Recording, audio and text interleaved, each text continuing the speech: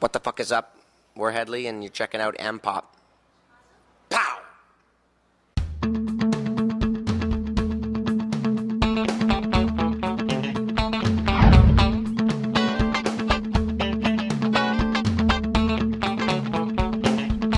Their first album went platinum.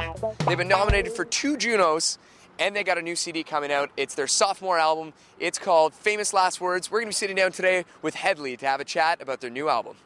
The title of the new album sort of raised some questions for me. It was like Famous Last Words. Yeah, it was like a joke, like a way of protecting ourselves, thinking, you know, like everybody's 15 minutes of fame. Like, we already had our chance, and this could be crap, and it's almost over, and all that stuff. And we just, to make a joke about it would, you know, help us get through it if it ever bombed. But I think we put so much work into it.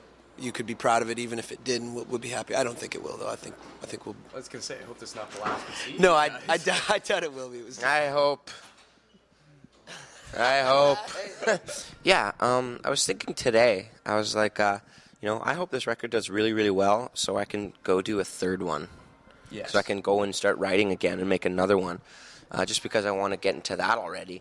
But, you know, yeah, there is a lot of pressure, and it can make you really nervous. And you know, the best thing to do is to not think about that and to just really work as hard as you can.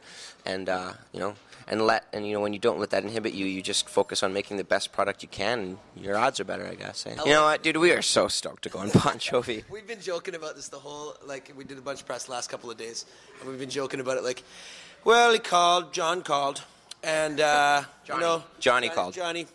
And we said, all right, we'll help you out.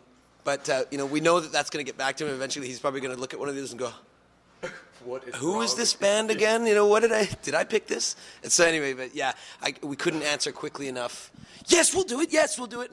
And postponing our tour was a big deal. It's not nothing. Yeah. You know, But we did it instantly, without thinking. Yeah. Yes. Like, cancel everything. We're doing it. Yeah. Schedule. It's huge. It's a huge thing. It's going to be a great learning experience for us to kind of be on the shoulders of giants for a whole, you know, couple months and do the whole cross Canada tour. And I'm just so stoked to learn from them. They're icons and you know, they're pros. So it'll be dope. I don't know if we'll be on their shoulders, more like the coattails, kind of looking up like Big Dad. Yeah, there's tracks on it that the raddest thing about this record is that every single person that we talk to has a different favorite song, like completely different. It's not like these are top 4 or top 5. It's like all 12. Yeah. And that was the crazy part when we brought the CD to the record label, and we're like, you know, everyone's kind of starting to mull over and taking some kind of polls, and what do you think we should be the first singles? And we're like, everyone's like, oh, we don't know. Everybody likes a different song. Fuck. It's the worst catch-22 because, we can't decide, but the last thing you want is them to go, we don't have a single. Yeah, or go, well, it's a choice between either of these two only, and that's it. I don't know why most bands don't do this. I don't know why, but I know that we like other kinds of music. We don't just like what we're known for, which would be, you know, upbeat rock or, you know, a good solid ballad, but like we also like listening to, we're huge reggae fans, we're huge hip-hop R&B fans, we're old school R&B fans, death metal, stuff like that. Why not The next heady signal. yeah. But why not do something like that? And let's just write a song, whatever comes out of you, because you're listening, you're going to be influenced by it, you come up with this thing, and like let somebody else say, no, that's not going to work for you guys. Why not just finish? That happened. We wrote a lot of shit, and it didn't stick to the wall. So we just kind of, you know, let's never speak of that again. And we kept going, and we wrote some more. But that was the trick to this record, was that we were very unbridled going into it, and we didn't restrict ourselves. And you know, it's a real trial and error process that way. But we really kind of came up with some really cool concepts that worked, and we put the time and effort into them, and kind of specialized on them and focused on them to make sure that we weren't selling those ideas short. Yeah. So. And that was important to us as well. In the writing process anyway, it doesn't matter if it's going to make it. You should finish it through because it turns you into a better songwriter in the end. And we got lucky with, I think there's 2 songs you're referring to. Yeah. We got really lucky that the record company went, wow, cool. Well, and we thought they were cool, and they agreed. So what was the stupidest thing any of you guys have done on tour? that was you for sure. Really? Yeah, I'd say the gashing open of your leg while I was really drunk. Yeah, I climbed up on top of our tour bus and just fucking, I was like, oh yeah, it was Yellowcard's tour bus, and I was like, the smart thing to do would be do a handstand on the edge of the tour bus, and I fell right off onto a series of mailboxes and fucking cut my leg open and had to go No, rush to the hospital. I think it was the mailbox's fault for being so edgy. I know. Why? Yeah. Why sharpen the edges of the mailbox? We're crazy Putting your arms kids. in and around there.